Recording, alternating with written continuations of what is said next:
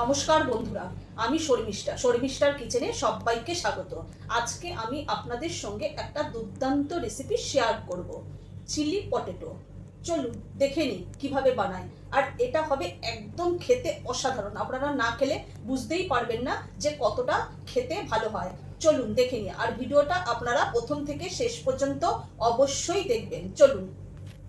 এখানে crispy chilli পটেটোর জন্য আমি এখানে পটেটোগুলোকে ম্যারিনেট করে নেব। এর জন্য আমি হাফ চামচ গোলমরিচ গুঁড়ো দিয়ে দিলাম,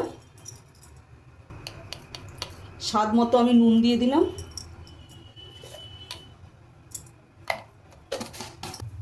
হাফ চামচ আমি জিরে গুঁড়ো দিয়ে দিলাম,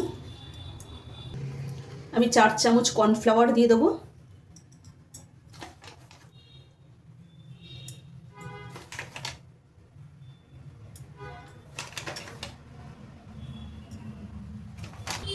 আমি 1 চামচ ময়দা দিয়ে দিলাম।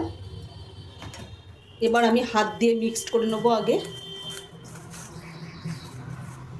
এবার আমি অল্প অল্প জল দিয়ে এটাকে মিক্সড করে নেব। এবার আমি অল্প অল্প জল দিয়ে এটাকে ভালো করে মিক্সড করে নেব।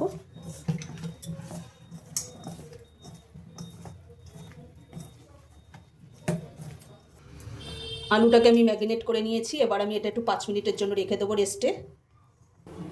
আমি গ্যাসটা ধরিয়ে দিয়ে কড়াইটা বসিয়ে দিয়েছি। এবার কড়াইয়ের মধ্যে আমি তেল দিয়ে দেবো। এখানে আমি সাদা তেল ব্যবহার করছি, রিফাইন অয়েল। এবার আমি তেলটাকে ভালোভাবে গরম করে নেব। তেলটা ভালোভাবে গরম হয়ে গেছে, আমি খুন্তি দিয়ে একটু নাড়িয়ে নেব।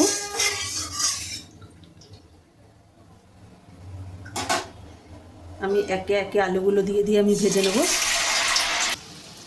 আমি সবগুলো একসঙ্গে দিইনি, আমি অল্প অল্প করে ভেজে নেব। আমি প্রথমবারে এই কটাই দিয়ে দিয়েছি। এগুলো একদিক লাল করে ভাজা হয়ে গেলে আমি উল্টে দেব। এইভাবেই আমি সমস্তগুলো লাল করে ভেজে নেব। প্রথমবারে যেগুলো আমি কড়াইতে দিয়েছিলাম সেগুলোকে একদম লাল লাল করে সুন্দরভাবে আমি ভেজে নিয়েছি। এগুলোকে আমি তুলে নেব।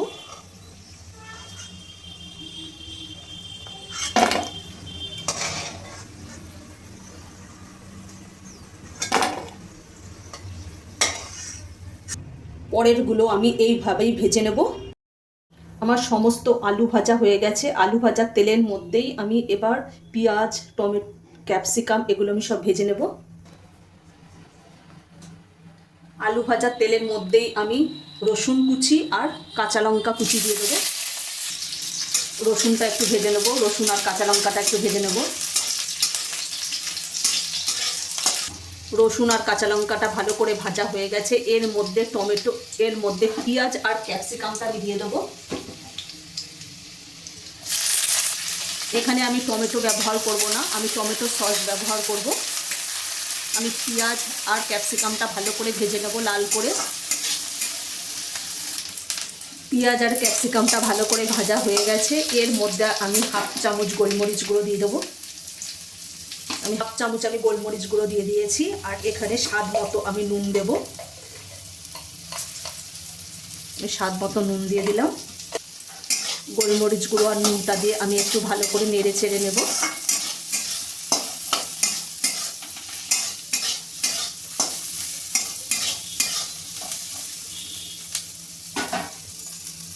আমি এর মধ্যে অল্প একটু সোয়া সস দিয়ে দেবো।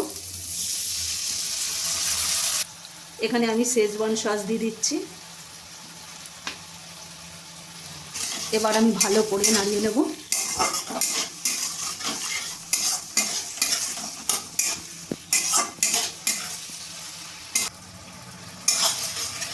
আমার সোয়া সস আর টমেটো সস দিয়ে এটাকে ভালো করে ফ্রাই করা হয়ে গেছে। এবার আমি যে আলুগুলো ভেজে রেখে দিয়েছিলাম সেটা আমি দিয়ে দেবো।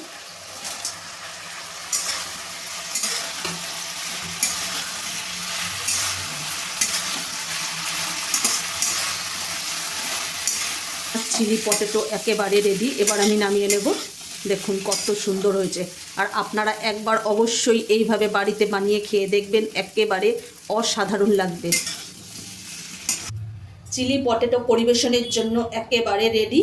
আজকে যদি আমাদের এই ক্রিসপি চিলি পটেটো রেসিপিটা যদি ভালো লেগে থাকে তাহলে লাইক, কমেন্ট, শেয়ার এবং সাবস্ক্রাইব করতে ভুলবেন না। আর অবশ্যই বাড়িতে বানিয়ে খেয়ে দেখবেন।